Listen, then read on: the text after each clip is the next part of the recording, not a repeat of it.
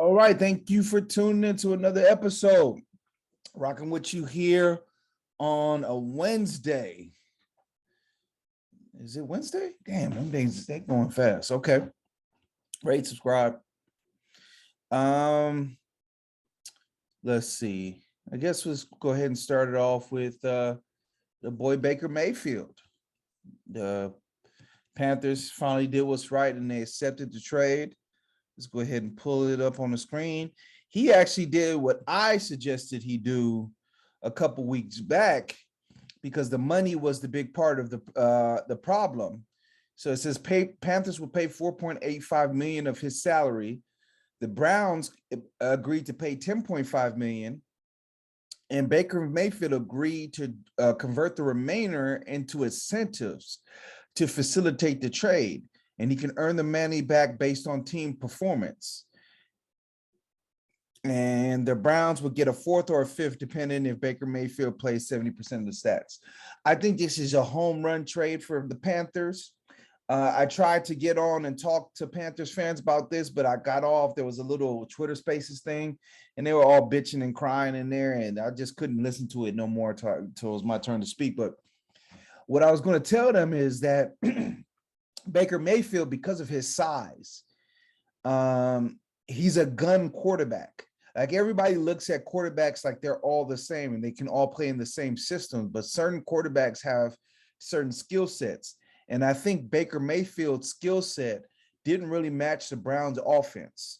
So the Browns offense is in the same vein of the Shanahan offense, McVay offense. There's a lot of play action. There's a lot of under the center stuff because they incorporate the run game so much. Boot actions, rollouts, things of that nature. And Baker Mayfield never did that in college. He played in Oklahoma spread system, shotgun in the majority of the time. He's a smaller quarterback. So being under center is actually a disadvantage to him because it's hard for him to see. Another issue that he has is, he never ran play action before. And you might say, hey, everybody runs play action, but that's not true. Some quarterbacks hate running play action. Ben Roethlisberger, for example, hates running play action. He never liked doing it.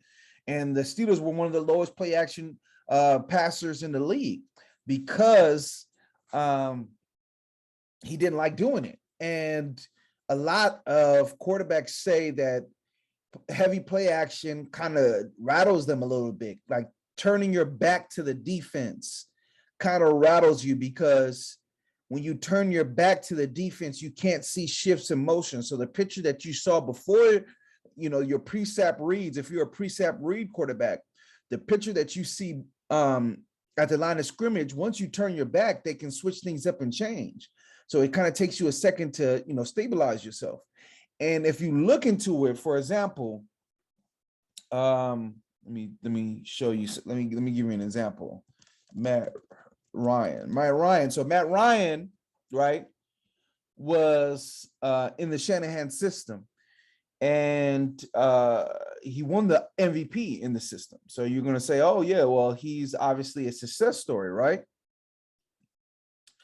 But he actually struggled his first year in the Shanahan system. So let's go to his career, right? And you can see here. So I think his MVP season was this one. I think, no, it was this one. It was the 20. Look at me. Let's see. Yeah. Ryan MVP. 2016 system. Yeah. So it was this year, 2016. He had 38 touchdowns and 7 interceptions, right? The season before, the same exact season before, same offensive coordinator, he had 21 and 16. And he talked about how the system took him time to get adjusted to it because of the amount of play action. So I actually thought that Baker Mayfield, if you look at Baker Mayfield's numbers, they weren't bad in the system, especially the second year. And I thought that he was ready to take a jump the following year. I think the injuries kind of just, slowed him down. So I think that this is a home run move. I think you definitely need to move on Sam Darnold. I mean, he's just I mean, I don't know how many chances someone like him can get. They say they want competition, but to me that doesn't make sense. Let him get all the snaps. Let him get comfortable in the system. He's already behind. He needs as many reps as possible. Sam Bradford has never had the type of production that Baker Mayfield have. In 2017, in 14 games, mind you, he set the rookie pass record, 27 touchdowns. He had 4 interceptions, 27 touchdowns. Then you see his second season into the first season in this system, he struggled. His third season, he improved, cut down the turnovers, far more accurate, right? Around the same number of attempts, lower attempts because they ran the ball. And then last year was a disaster, but he was playing with a separated shoulder. So I actually like the move for the Panthers. The NFC is historically weak. You have Tom Brady, Aaron Rodgers, and then after that, you can put all the other quarterbacks into the same group. So Baker's motivated. He's in a contract year. I'm buying this move for Carolina. They're unhappy with it. I'm buying it. It saddens me because if you know me, you know I'm a Cam Newton fan, and this likely means that he's not going to be on the Panthers. Might mean that he's not playing in the league this year. Maybe the Browns take a look at him because it doesn't look like Deshaun Watson's going to play. That ruling should be coming down any day now. Maybe Seahawks take a look at him, but there was a report came out that they like their quarterbacks. I don't know how. Maybe they're trying to put themselves in the sweepstakes for elite quarterback this year, but their coach is, I believe, 78. He doesn't have the time to wait for that. He wants to win now, but you could tell the coach, oh, you guys can win now. You win with this group. And then meanwhile, as a GM, you putting shit together on your draft board. So we'll see what happens with that. Anything else going on in the NFL? McLaurin deal impacts whole franchise. Yeah, man, the price of brick went up with it. He's an organizational signing. Oh, I guess they're saying actually that he's good for the franchise. I don't know. Stay out of trouble, man. Stay out of trouble, guys. Don't blow your bags. Thomas Bryant signs with the Lakers. I love this move. This is a guy who can shoot the three, who was having a really, really good year. You look at his stats the year that he got injured for Washington, the season before this one, shooting the three at a 40% clip, shot it at a 42.9% clip the year that I think it was this year that he tore his ACL. So, this is a guy who's been shooting the three at a pretty high clip. And then, last year shot at 28%, but just coming back off injury. Young, 24 years old, going to be 25. So Lakers have not signed a player after over 30, while only signed players over 30 last year. And once again, we'll see what happens. I talked about the Lakers pinching pennies. Maybe they're just trying to hold out to see if there's a better deal because they're the only ones that are bidding on Kyrie. So I can understand their hesitancy of throwing in picks when we're the only ones that are shopping. So why do we have to pay so much? But at the same time, you don't know if they're going to be stubborn enough to keep the guy. If I'm the Lakers, I just can't take that risk. I mean, the Lakers, you're a brand name, like Pepsi. I'm a brand name. I stand by it. I guarantee it. Even if they don't know me as much as they know the chairman of General Mills. If a brand is a promise, and the Lakers promise is excellence, so it's just like, again, the Warriors are lurking, the Clippers are lurking. I think you just have to do the deal. I mean, I don't know if they're actually for both picks, but I would give up one. I would definitely do that. You have a franchise cornerstone, AD. Hopefully he gets it right. Everybody's writing AD off, but what are these major injuries that are making you guys do that? I just don't understand. So we'll see. But you have Kyrie. Both of these players in their 30s. You can get, tons of more years of production from them. You still have LeBron on your team. If you draft his son, he will stay on the team. it's just do the deal and move forward. I don't know. The league is meeting together in Las Vegas for Summer League. Talk a little bit more about that here in a second. I went the past couple of years. I don't think they had it last year. So this is the first year that they're having it in a while, man. I'm actually sad I'm not going to be attending it, but the game is a game. But I guess a lot of people are surmising because all the GMs come out because every team is in the summer league. Your young players are there that you drafted. There's players that are trying to make the roster, training camp roster are there. So it's a chance to be in Las Vegas, get some sun. If you go out to summer league, there's NBA players everywhere. My man, our dog called me out for taking a picture with my coach Fizz during the national disaster. The disaster was over. The earthquake had stopped. But it's a great, if you've never been out there, I definitely recommend it. It's something to do. I definitely would do it. So yeah, but I like this signing for the Lakers. Let's see what else we got here before I get into the young boys hooping. Gobert eager to win, blah blah blah, nonsense. Who cares about that? Okay, so Chet, man, he dominated the night before. He was doing his thing, and then today Big Boy was giving him work down there. And I don't think Big Boy got drafted. Once I did tell my story. I don't think Big Boy that was doing him like that even got drafted, and he just was buying them. I mean, go ahead, and I saw that, and he dominated. He was making step backs, pull up threes. He has the handle, have the game. But look, this is what concerns me: his size. Look, bam, bam. He's just banging them. He's too small. He's too little. Banging him again, bang. Look, he's too little. So it's like, what position is he going to play? Is he going to play center? Is he going to guard Jokic? Right? Is he going to guard Aiden? Like, what position is he going to play? Like, if you tell me he's a 4, but then who's going to be your 5? It just, I don't know. It's just, you're putting too much pressure on him at that size. I don't know. He just has to really work on his nutrition, man. He has to get his nutrition right. If I believe in the talent of him, but he's got to get his body right. The NBA is a lot more physical than people give it credit for, and especially when it comes to playoff time.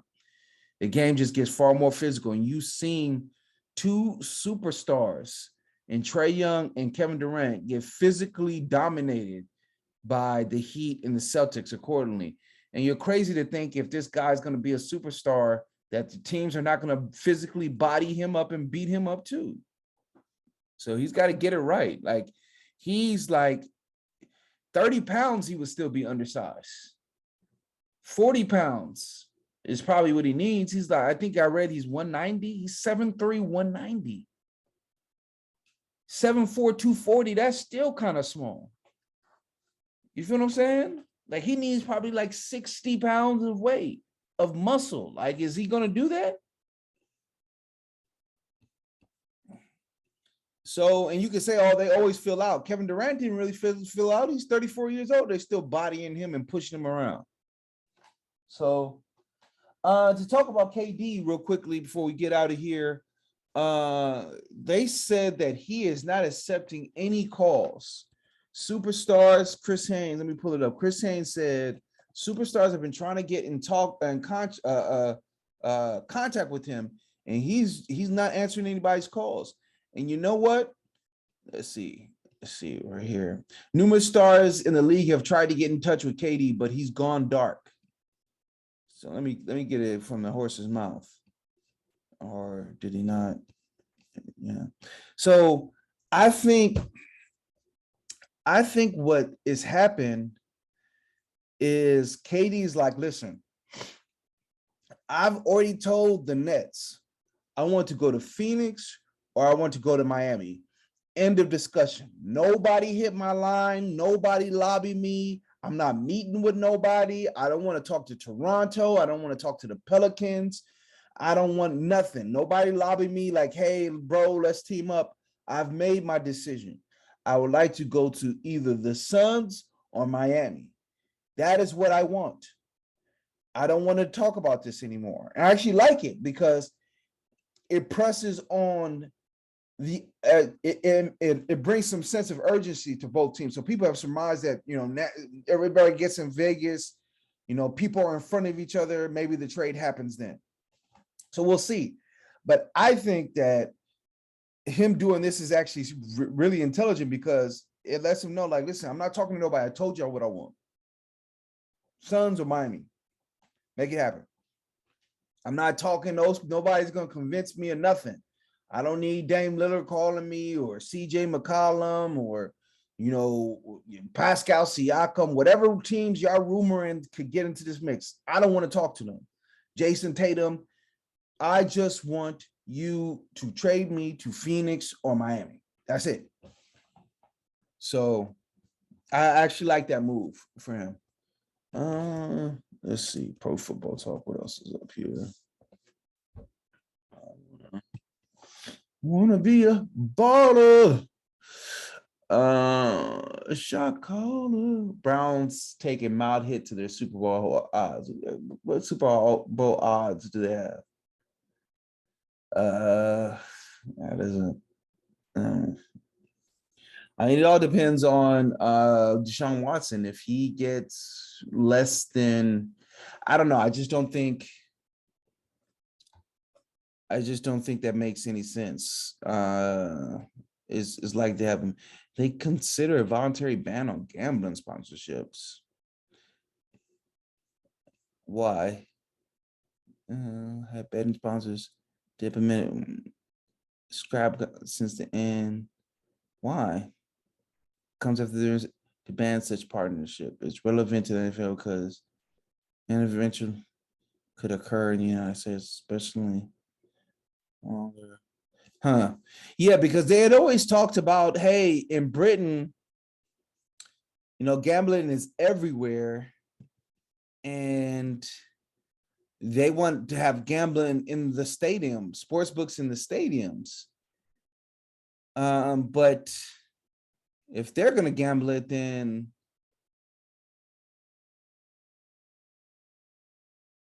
government action. Why would government get into it? The clubs be a ban, huh? I'm guessing this is some shit, this moral high ground type shit.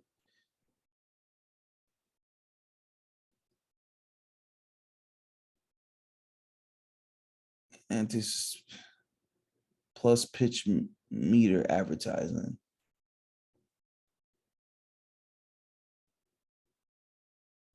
I guess maybe they said it's too much. Betting. I don't know. You know what's funny is that Michael Rubin, he gave up the Philadelphia former owner who had this white party. I don't know if y'all seen this. Michael Rubin, white party 2020. Man, I don't get FOMO too much, but God, man, this shit look lit, bro. This shit look lit. I try not to get FOMO too much, but it looked like everybody was there. Everybody but me was there. Oh man, that day look lit, bro. Large gallery. You see, Travis was there. Look at this. How many pictures is this? I ain't gonna go through no damn 100 pictures. Yeah, this shit look lit. He already gets invited. That's crazy. Okay. So and that's Michael Rubin right there. So he left. He was the former Sixers owner, and he left the ownership because he's starting a betting company. He's the owner of Fanatics, so they sell all the T-shirts and jerseys and hats and stuff for NBA, NFL, college teams, and whatnot. So I guess he's going to do some betting, gambling partnership, and because of that, he had to sell his ownership stake. So if there's going to be any curb into that, I'm sure he's probably like, whoa. If they're not going to let me do it on the scale that I thought I was going to do it, then, never mind. So we'll see. So yeah, it looked like everybody was here at this party enjoying having the time of their lives. Um, so yeah, if the NFL changes course, I'm sure then the NBA will change course. And it looks like they just wanted to stop them from putting it on the jerseys. Like that thing says 700 different betting logos. If you watch a match, like that's crazy. That is kind of insane. And I was arguing with some people about the effects of gambling and stuff like that. And I don't know, it's just like alcohol. Like you can't have prohibition on, like, people have to be allowed to make their own choices. That should be something like cigarettes that we heavily tax and use the money instead of taxing citizens. But that's another story for another day. Nobody came here for that. So, all right, we'll go ahead and leave it here. I'm dropping the Cowboys tonight. I got a little something for college, for my Game of Thrones fans. I'm gonna start putting up that type of content, TV content. But I'm dropping Cowboys tonight. Try to get through all the NFL teams before the end of the month. Training camps start like I think July 21st. So if I can get them done before then, that would be cool too. But dropping the boys tonight, dropping some other people tonight as well. All right. Thanks for the support. Appreciate it. Game is the game. All right. Thank you for watching this clip. Do me a favor. Push the button. Hit subscribe. Come on, man. Push it. Call everybody up. Push the goddamn button. Push the goddamn button. You heard what she said. Man, do what's right. You heard her. Push the button. The game is the game. So what's up, man? What's up with you otherwise, The game is a game. Always.